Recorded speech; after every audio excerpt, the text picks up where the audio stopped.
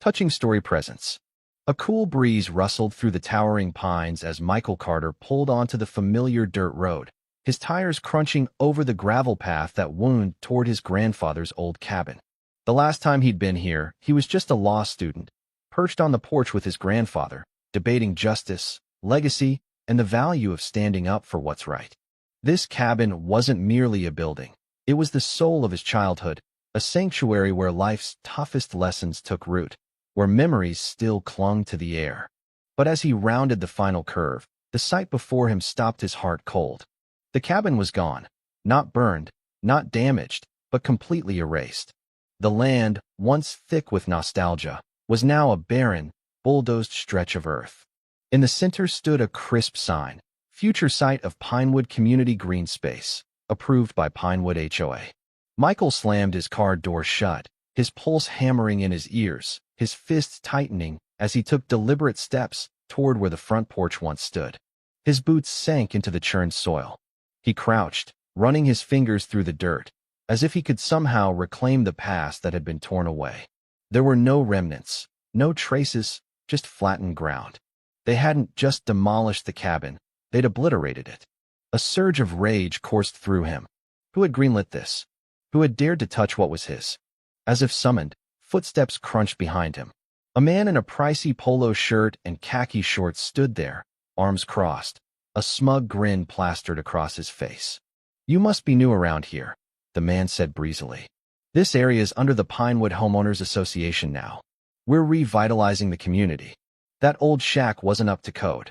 Michael turned slowly, his eyes locking onto the man's face, committing it to memory.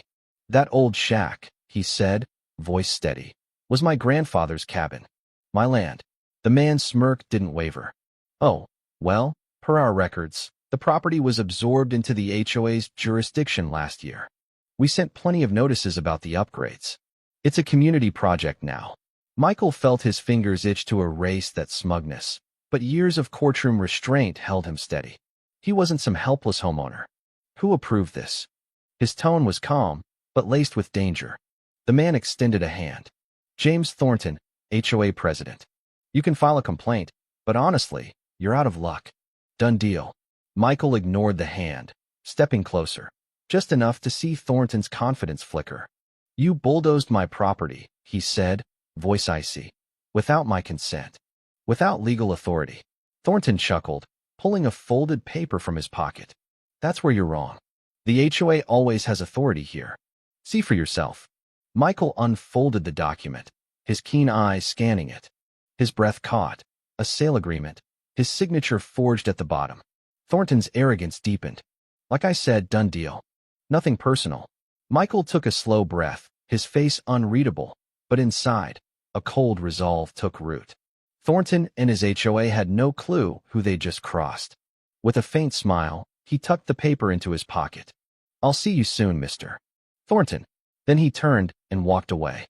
They thought they'd won. They had no idea they'd ignited a war with the wrong man. Michael didn't head home. Instead, he pulled into a gas station lot, killed the engine, and grabbed his phone. The forged agreement burned in his pocket, but he needed more than outrage. He needed proof, facts, a map of this corruption's depth. His first call was to the county recorder's office. After some wrangling, a weary clerk confirmed a property transfer had been filed under his name, notarized and registered last year. But Michael had never signed a thing. "Who notarized it?" he asked, gripping the wheel. The clerk paused. "Thomas Ridley." The name hit like a jolt. Ridley was a notorious real estate attorney, infamous for twisting legal loopholes to enable aggressive land grabs. His involvement meant this wasn't just an overzealous HOA. It was a calculated heist. Michael ended the call, exhaling sharply. He had to move fast before Thornton realized the mistake they'd made. The next morning, Michael played the part of a powerless homeowner. He visited the HOA's sleek office, more corporate than neighborly, under the guise of seeking answers. A receptionist waved him to a waiting area without looking up. Soon, a board member, Susan Hayes, greeted him with a practiced smile. "Mr. Carter, I hear you're upset about your property." Michael studied her polished charm. "I just want to know how this happened," he said, keeping it casual. "I don't recall signing anything, yet my land's now yours." Hayes's smile didn't budge. We operate within the law, Mr. Carter. If it was processed, it was authorized. Maybe you signed something years ago and forgot. Michael forced a laugh. I'd remember selling my grandfather's cabin. Her smile tightened. Paperwork can get messy with older records. There it was, the subtle gaslighting. And if someone challenged this, he pressed. Her eyes darkened slightly. That'd be complicated. The HOA has deep legal resources.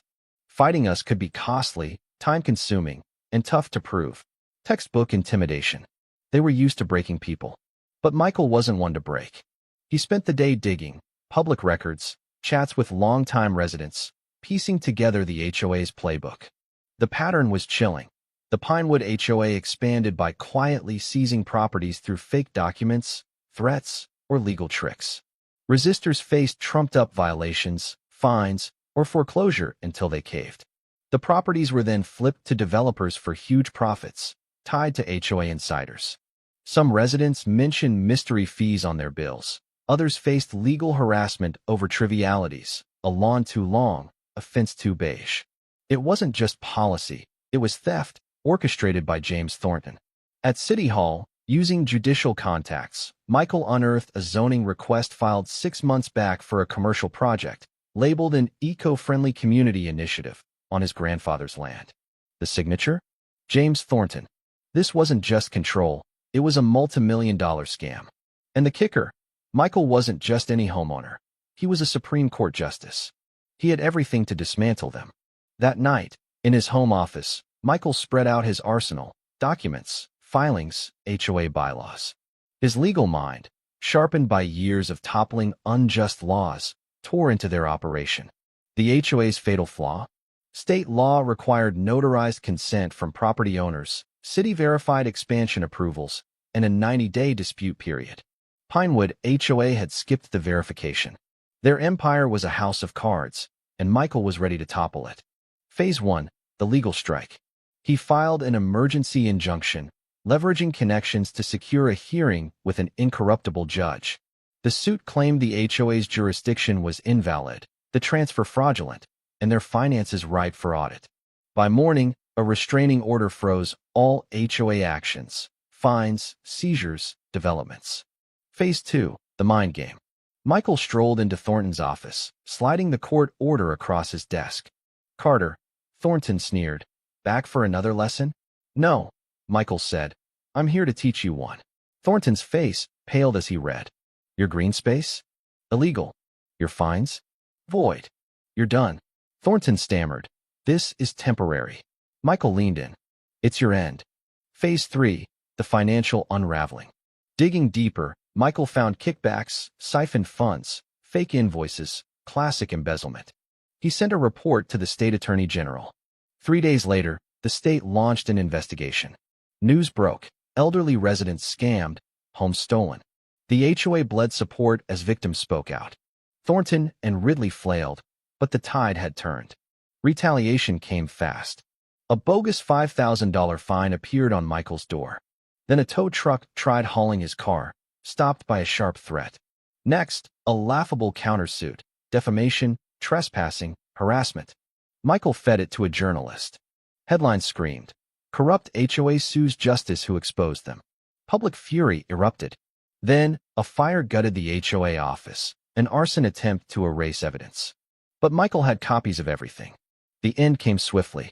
Michael delivered his evidence, fraudulent transfers, emails, bank records, to the state attorney. A grand jury indicted Thornton and Ridley for fraud, forgery, conspiracy, embezzlement, extortion, and arson. Assets frozen, phones seized, they were finished. Thornton got 15 years, Ridley, 10, his law license revoked. The HOA dissolved, homes returned, fines refunded. Weeks later, Michael rebuilt the cabin, a replica with modern upgrades. Sitting on the new porch, he savored the peace. But one evening, a lawyer, Laura Bennett, arrived. Justice Carter, Lakewood Hills homeowners need you. Another corrupt HOA. Michael sighed, then smiled. Tell me everything. The fight was over here, but elsewhere, it was just starting. He'd won this war, restored his legacy, and now, he'd take the battle further. Justice never rests. Thank you for watching Touching Story. If this story moved you, don't forget to like, share, and subscribe for more powerful tales of resilience and justice. See you in the next one.